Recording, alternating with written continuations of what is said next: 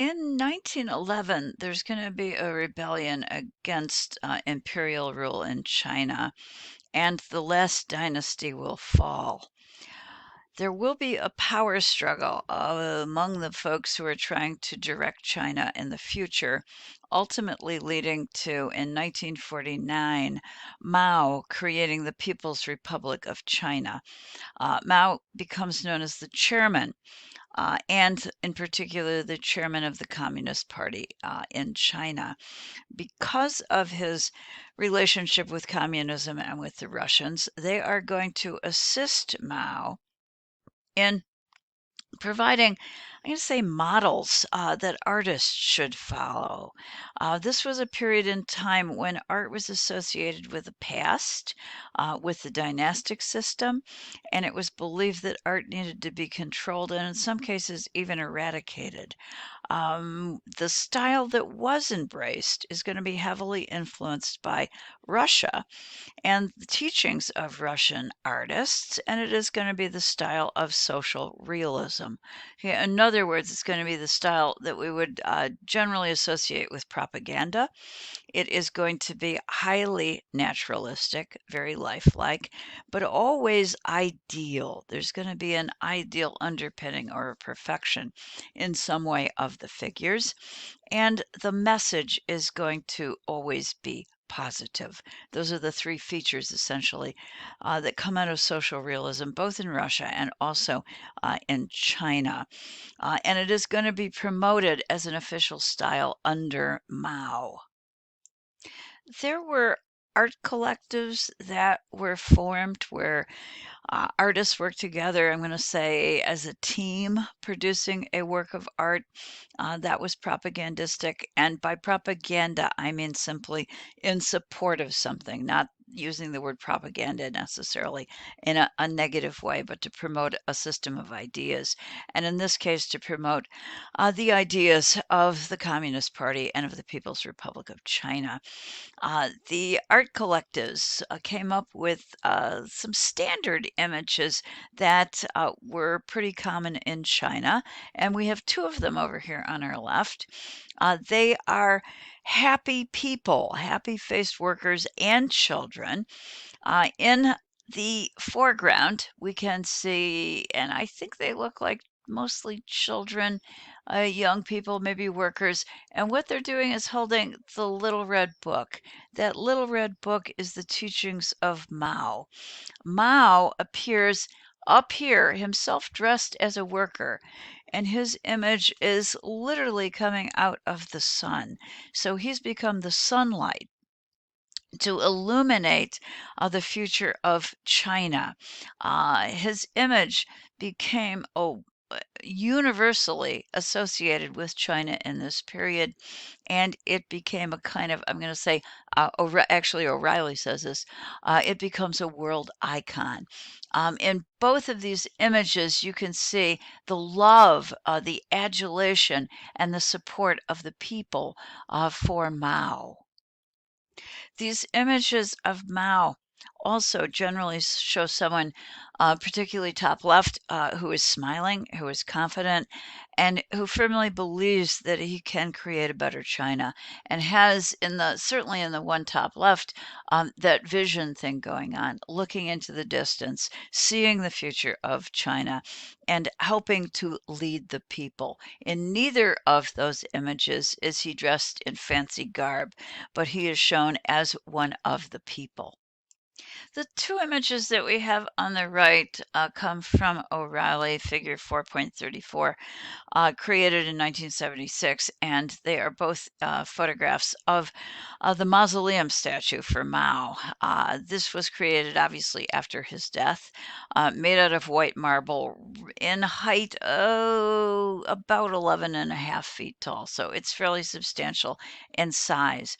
But Mao is again portrayed in a down to earth way. He's comfortable, he's at ease, he's wearing a workman's suit.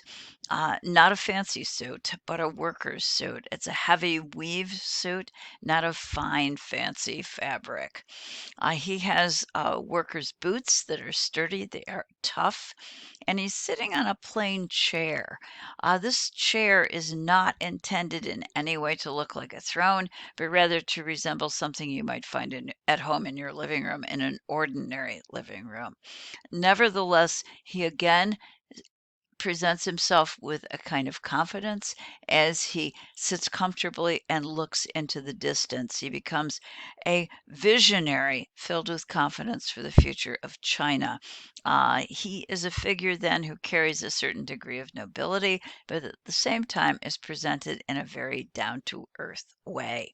The statue then follows the tenets of Soviet social realism. And remember, the Russians or the Soviets are influencing China in terms of its art because we are importing artists from the Soviet Union to teach the Chinese painters how to engage in a style that will support the People's Republic of China. And this does include naturalism, has to be very, very lifelike. The ordinary people have to immediately understand it. It also has to be ideal, so the figures are elevated or perfect in their appearance, and it also has to convey a positive message. All three of those things apply to the statue of Mao. Mao's presence, his images did become universal icons to the extent that they were picked up by Andy Warhol. And I just wanted to show you Warhol's universal image, this kind of universally understood and immediately recognized photograph that is a depiction of Mao, which Warhol has recreated in his replicas with different colors, taking that iconic face and adding color. And by doing that, I think making Mao look a tiny bit evil. But that obviously was not the intention of the original photograph used in China for a depiction of the chairman of the Communist Party. But truly an iconic image. After the death of Mao in 1976, there was some release on the control of the world of art, and that begins to show up in this particular picture, which is 4.35 in our textbook. It's by an artist whose name is Lao Zhangli, and he was a graduate of the art school in China, so he was given the official training, but he was sent to the country to work, and he spent a lot of time painting, sketching the peasants there while he was isolated from the contemporary art world. In 1978, and this is a couple years after the death of Mao, he does return and he takes a teaching job. And it is this picture that will actually win him a prize in 1980. But it does look, I think, a little bit to Western ideas, and it also sends some mixed messages. It is an old peasant, but this is a big painting. It's about 7.5 feet in height. This old peasant has weathered skin. He's been out in the sun working. The sun has dried his face. It's creased, and it is really not the same as those adoring peasants that we saw in the earlier images of Mao, who were completely perfect in every way. Instead, this is a guy who spent his entire life working and working very hard. Consequently, there's a little bit of an implication that maybe Mao did not do enough to help the worker. Some of the critics who looked at this when it won its prize or when it was up for the prize, were actually a little bit concerned about it. So, what they decided to do was to take the peasant and make it look like, in fact, yes, he's entered the modern world. Mao has brought contributions and modernism that is going to help the peasant. And if you look carefully, perhaps you can see it most easily right here. What they decided to do hold on for this one, was to add a ballpoint pen behind his ear. And by doing that, to make this individual modern, to update him and to suggest the contributions that have been made through the People's Republic of China. At this point in time in Chinese painting, there is in general a sense of, I'm going to say, struggling to find where Chinese art should go. And this perhaps is just one of the beginning indications of that journey. Let me show you the source, and I think you probably could have already guessed it. Our Chinese artist was well aware of and was looking at the work of Chuck Close, two artists, and that is Lao Zhongli on the left next to his peasant painting, and that is, of course, Chuck Close next to his own self portrait, and that's his Linda underneath. So, two Chuck Closes and one by the Chinese master Zhongli.